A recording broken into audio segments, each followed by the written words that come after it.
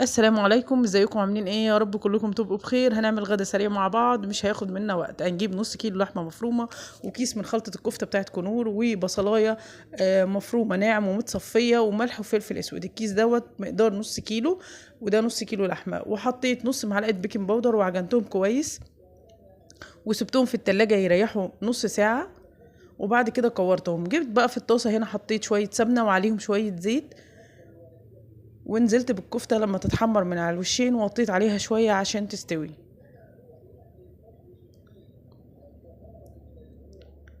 وكانت هنا استوت وكان طعمها جميل. وكده عملنا غدا سريع. وجبت نص كيلو سجق وحطيته في مية بتغلي، يعني بعد ما المية غليت عشان لو في دهون تنزل منه. مش بسلقه، باخده غلوة بس كده على النار ينزل الدهون اللي فيه.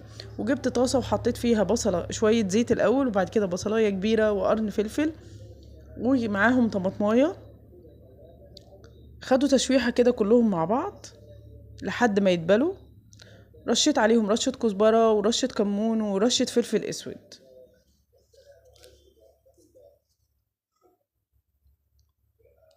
بعد كده هجيب معلقة صلصة واحطها وازودهم شوية مية لحد ما الخلطة دي تغلي مع بعض وتتسبك كده. انزل عليهم بالسجق بعد ما قطعته. هوطي عليه النار واسيبه يستوي. وهعمله تتبيلة معلقة توم و3 معالق خل كبار.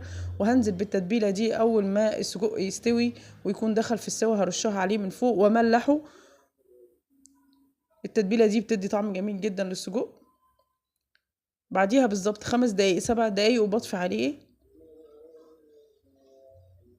وبيبقى خلاص كل المكونات بتاعته سبكت مع بعض وطعمه جميل. وعملنا جنبه طحينه والطاستين بجد اجمل من بعض. ممكن تاكليهم جنب بطاطس مقليه. يا رب تجربوه ان شاء الله الوصفه تعجبكم.